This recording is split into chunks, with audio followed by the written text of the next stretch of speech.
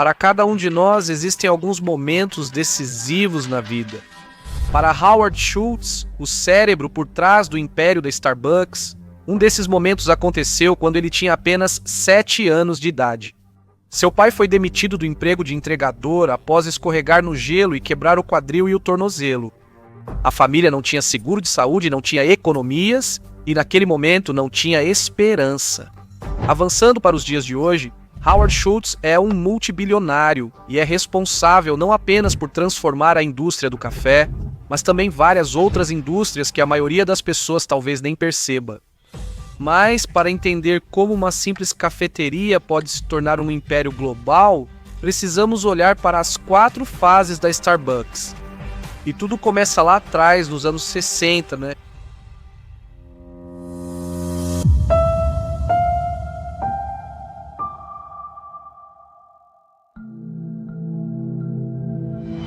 Este é Gordon Balker. Enquanto viajava pela Europa, ele pediu um cappuccino em um pequeno café em Roma. E tinha um sabor diferente. Melhor, muito melhor. Naquela época, a maioria dos americanos consumia apenas café instantâneo, barato ou de baixa qualidade de lanchonetes. Quando voltou da viagem, Gordon contou a 2 amigos sobre essa experiência e eles decidiram tentar trazer café de melhor qualidade para o mercado americano. Esta é a Starbucks original, uma pequena loja sem grandes planos. Ela foi inaugurada em 1971 na orla de Seattle. No entanto, não era como você está imaginando. A loja original da Starbucks vendia sacos de grãos de café de alta qualidade, junto com os equipamentos necessários para fazer café em casa, mas eles não preparavam nem serviam bebidas na própria loja. Esse modelo de negócio crescia devagar, mas de forma constante. Em 1981, possuíam 4 lojas em Seattle e o café vendia bem. Tão bem, na verdade, que eles chamaram a atenção de Howard Schultz. Agora, apesar de ter crescido muito pobre e das dificuldades com seu pai perdendo o emprego, através de muito trabalho duro, Howard conseguiu construir uma carreira para si mesmo. Foi difícil. Ele chegou a vender sangue para pagar a faculdade. Mas em 1981, Howard era vice-presidente de uma empresa, e essa empresa, por acaso, era uma das fornecedoras da Starbucks. Howard Schultz conheceu a Starbucks assim pela primeira vez. Ele se intrigou com o número de pedidos dessa pequena empresa de café e foi a uma das lojas em Seattle para conferir pessoalmente. Ele provou o café deles e ficou viciado, tanto que decidiu que queria fazer parte da Starbucks e entrou em contato com os 3 caras que fundaram a empresa para ver se eles o contratariam. Mas a única pessoa que achava que Howard entrar para a Starbucks era uma boa ideia era o próprio Howard. Os 3 fundadores da Starbucks hesitavam em aceitar outra pessoa. E até a própria mãe do Howard disse para ele: "Você está indo bem, você tem um futuro. Não desista por causa de uma empresa desconhecida." Mesmo assim, Howard persistiu. Ele não estava satisfeito no trabalho e via grande potencial na Starbucks. Ele continuou escrevendo aos fundadores da Starbucks e, após mais de 1 ano tentando convencer, Howard entrou para a equipe da empresa. Mal sabiam eles que essa decisão mudaria tudo.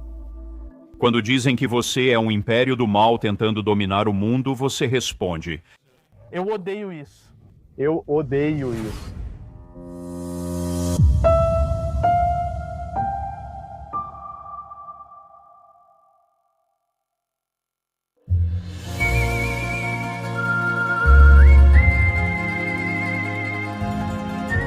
Agora era a vez de Howard visitar a Itália.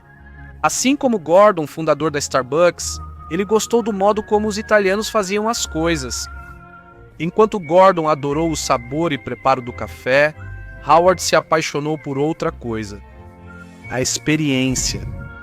Durante a viagem, Howard notou na Itália que os funcionários das cafeterias conheciam os clientes e os chamavam pelo nome ao entregar as bebidas. Ele notou que as pessoas iam às cafeterias não só para pegar uma bebida rápida, mas também para relaxar, conversar ou até trabalhar. Por exemplo, alguém pediu um café latte e quando ele experimentou a bebida pensou: ninguém na América conhece isso. Eu preciso levar isso comigo. E eu fui capturado emocionalmente pelo bar de café italiano, pelo senso de comunidade, aquele terceiro lugar entre a casa e o trabalho, e voltei correndo para a América pensando, é isso que eu gostaria de tentar fazer, transformar a experiência do café italiano na sociedade americana. A viagem à Itália revelou muito para Howard. Ele registrou em suas memórias que a Starbucks, no início, vendia ótimos grãos de café, mas não servia café na xícara. Tratavam o café como um produto para ser embalado e levado junto com as compras. Mas, para Howard, ele sentia que eles estavam perdendo o coração e a alma do que o café realmente significava. Ele acreditava que, como na Itália, era preciso tornar o café uma experiência, não só um produto. Howard estava animado, até o momento em que ele contou essa ideia para os fundadores da Starbucks, que rapidamente a rejeitaram. Eles argumentaram que a Starbucks era uma varejista, não um restaurante ou bar, e que não podiam simplesmente mudar completamente o modelo de negócios e começar a preparar bebidas na própria loja. Eles achavam que as coisas estavam indo muito bem do jeito que estavam, então por que arriscar tudo isso para tentar se tornar um café? Howard ficou cada vez mais deprimido. Eventualmente, ele percebeu que sua visão de trazer a experiência completa do café para a América simplesmente não iria acontecer com a Starbucks. Em 1985, Howard deixou a Starbucks para fundar sua empresa, Il Giornale, que em italiano significa jornal.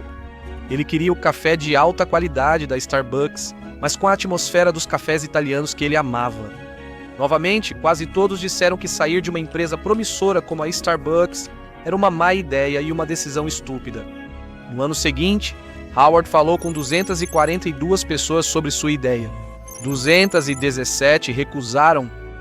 O que mais ouvia sobre sua ideia era que os americanos nunca gastariam tanto com café. O plano de negócios de Howard girava em torno de vender café a $3 por xícara. Na época, o café costumava custar 50 centavos a xícara. Você quer que as pessoas paguem 6 vezes mais só pela experiência? Ah, tá bom. Eu vim até você em 1987 e disse, quero construir uma empresa com italianos, dizendo palavras que ninguém conseguia pronunciar por $3 a xícara de café. Você investiria? Com certeza não. Ok. Mas se há algo que você já devia ter notado, é que Howard Schultz é muito persistente. E depois de conversar com centenas de investidores, ele finalmente conseguiu levantar capital suficiente para abrir sua própria cafeteria ao estilo italiano. Mas espere um segundo.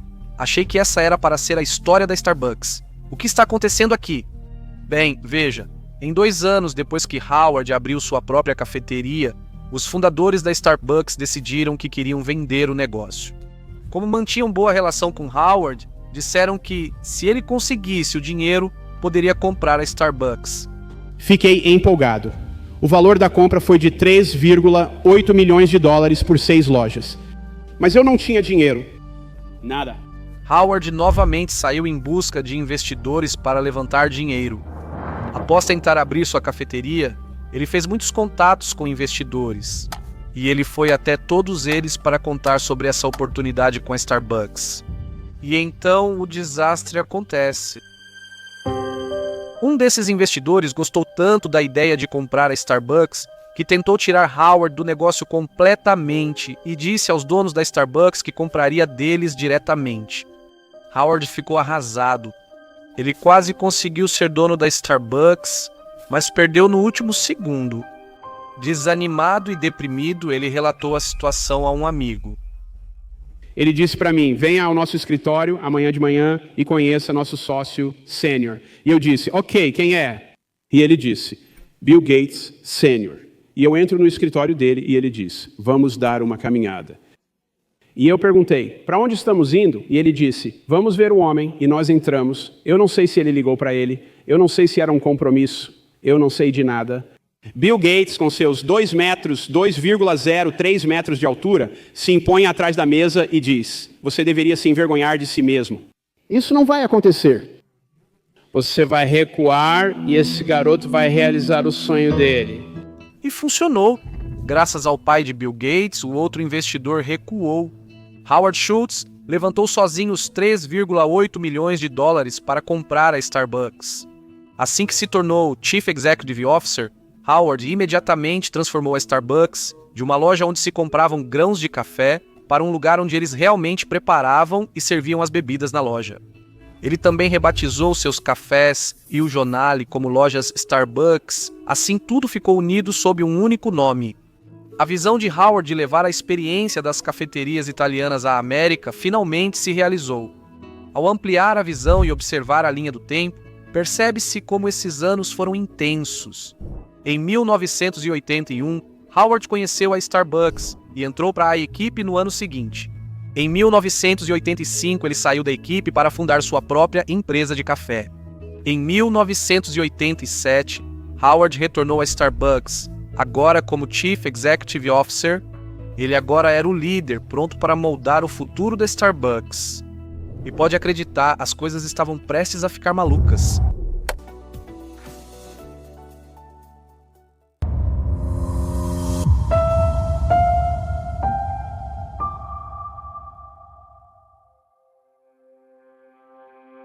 A estratégia de Howard como Chief Executive Officer poderia ser descrita como expansão agressiva. Quando ele assumiu em 1987, eles tinham 17 lojas. Agora que Howard tinha um modelo de negócios funcionando e apoio dos investidores, ficou fácil replicar isso. A Starbucks começou a abrir cada vez mais lojas rapidamente, em todo lugar. Howard queria expandir a Starbucks para o mundo todo, não só nos Estados Unidos. Em 1998, a Starbucks já tinha lojas no Japão, Filipinas, Reino Unido e outros países. Em 2000, Howard deixou o cargo de Chief Executive Officer para se concentrar, especificamente na dominação global. Abrimos 5 lojas novas diariamente. Uma nova loja a cada 5 horas 24h por dia, 7 dias por semana. Sim. No auge, mais de 7 lojas da Starbucks abriam diariamente. E em 2008, a Starbucks já tinha quase 17 mil lojas no mundo todo. Sob liderança de Howard, o número de lojas cresceu quase 10.000%. A Starbucks parecia estar em todo lugar. Um dia, toda casa na América terá encanamento direto para a Starbucks. Posso te ajudar. Eu gostaria de furar minha orelha. Bem, é melhor ser rápido, garoto. Em 5 minutos, este lugar vai virar uma Starbucks. Quem diria que os americanos fariam fila aos milhões para pagar $4 por uma xícara de café? No entanto, quando a crise financeira chegou, esse crescimento rápido parou bruscamente. O preço das ações da Starbucks caiu 50% quando os consumidores abandonaram seus hábitos caros de café. Mas, sinceramente, a crise financeira estava longe de ser o único problema da Starbucks. Aquela rápida expansão nas últimas 2 décadas estava encobrindo um problema sinistro que fervilhava sob a superfície. O sucesso da empresa muitas vezes ocultou os erros. Em um e-mail vazado da empresa, Howard apontou diversos problemas, como a insatisfação dos clientes. Ele mencionou que a rápida expansão levou a uma diluição da experiência Starbucks.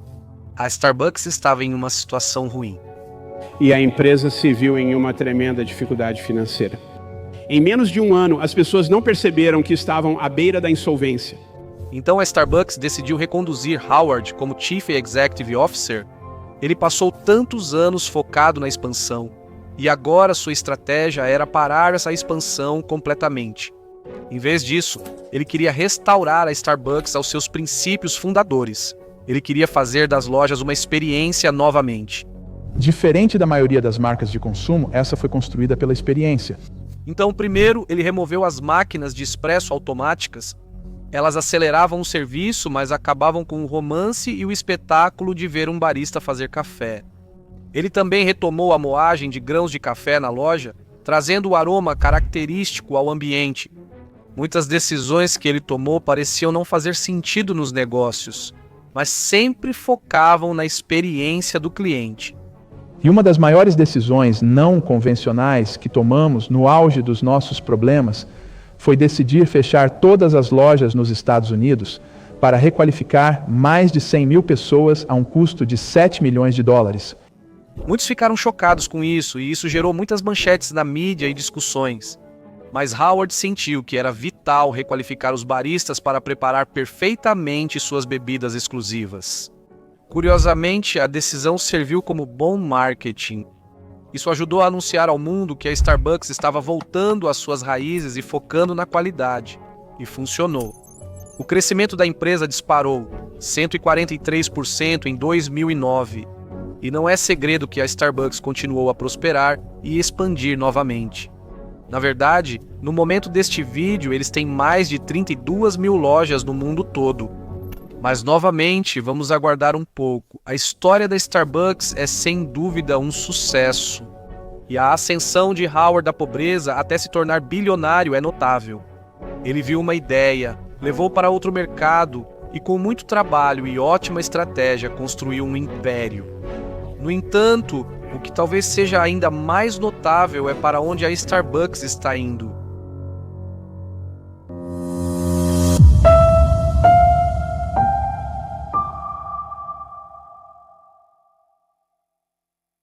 Eu tenho uma pergunta para você. Em que ramo de negócios a Starbucks realmente está? Se você disse café, isso é discutível. Se você já viu Fome de Poder, talvez conheça essa cena. Você não trabalha com hambúrgueres?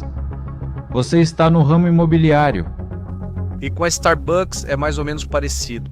Existem vários setores diferentes nos quais eles estão, de certa forma, competindo, o que pode nos dizer muito sobre o futuro da Starbucks. Primeiramente, no setor imobiliário, existe algo chamado de efeito Frappuccino, que se refere ao aumento significativo no valor dos imóveis próximos quando uma nova Starbucks é inaugurada na região. Segundo a Quartz, o preço médio das casas nos Estados Unidos da América subiu 65% entre 1997 e 2014. O valor médio das casas a até 400 metros de uma Starbucks subiu 96%. Apesar de vários motivos, um deles é a habilidade da Starbucks em escolher bairros promissores para suas lojas. Eles compraram o local antes dos preços do bairro subirem. Na verdade, a Starbucks tem uma equipe dedicada a selecionar novos locais para lojas com base em uma ampla variedade de dados demográficos e imobiliários. E essa abordagem analítica ajudou a Starbucks a encontrar locais lucrativos de forma consistente. Mas isso também é uma profecia autorrealizável, porque o fato de a Starbucks se mudar para um bairro por si só incentiva outros restaurantes e bares a surgirem na mesma área, tornando-a mais movimentada e popular. O sucesso da Starbucks se deve muito às escolhas de localização e à capacidade de valorizar áreas por meio da gentrificação. Muitos odeiam isso e culpam a Starbucks por tornar as cidades iguais, retirando cultura, tradição e alma dos lugares. Eles já enfrentaram protestos e tumultos em várias ocasiões. Há uma reação negativa contra a Starbucks. Claro, chegando na cidade e esmagando a cafeteria familiar. Mas isso não impediu a Starbucks, e isso provavelmente continuará sendo uma parte importante do futuro deles. Já há uma Starbucks em quase todas as áreas nobres que você imaginar, mas eles vão procurar expandir ainda mais para novos locais que ainda não alcançaram. Existe um segundo setor em que a Starbucks atua, raramente citado, que pode revelar ainda mais sobre seu sucesso e motivos para continuar prosperando. Já vi essa ideia antes, mas uma das melhores explicações foi em um vídeo do Polymeter chamado "Por que a Starbucks é na verdade um banco?". Os clientes podem adicionar dinheiro ao app Starbucks e usar esse saldo para pagar, em vez de dinheiro ou cartão. Assim, você acumula mais pontos e resgata mais bebidas grátis. Starbucks é hoje o app de recompensas de restaurantes mais popular. E por causa do seu tamanho e da fidelidade dos clientes, as pessoas não têm medo de deixar dinheiro no aplicativo. Estima-se que haja cerca de 1,5 bilhão de dólares nos saldos das pessoas no Starbucks, mais do que 85% dos bancos dos Estados Unidos. Claro, esse dinheiro será usado para comprar café, mas enquanto isso serve como empréstimo sem juros para a Starbucks. Agora é aqui que a coisa fica ainda mais louca. Um banco normal que guarda o dinheiro das pessoas precisa manter uma grande quantidade de dinheiro em caixa para eventuais saques. Como o dinheiro da Starbucks não pode ser sacado do app, eles investem fortemente em crescimento, ao contrário de outras empresas. Porque eles literalmente têm bilhões dos clientes apenas parados em suas contas, que a Starbucks pode usar para crescer e expandir seus negócios. Hoje, 26% da receita da Starbucks vem de produtos além de bebidas. Desses 74% vindos das bebidas, boa parte não é de café. Como você pode ver, a Starbucks teve sucesso desde que Howard assumiu, porque os fundadores originais estavam focados na coisa errada. Eles estavam focados no café. E o sucesso da Starbucks e seus planos futuros não tem a ver apenas com café. Desde o momento em que Howard Schultz se tornou Chief Executive Officer pela primeira vez, o verdadeiro produto que a Starbucks vendia era a experiência. A Starbucks passou a testar suas Reserve Roasteries, grandes espaços de 2.000 metros quadrados voltados ao turismo, onde baristas experimentam métodos de preparo e criam bebidas inovadoras. Se você já se perguntou por que a Starbucks virou um gigante do café enquanto cafeterias com cafés até mais saborosos não tiveram sucesso, a resposta é simples. Nunca foi realmente sobre o café.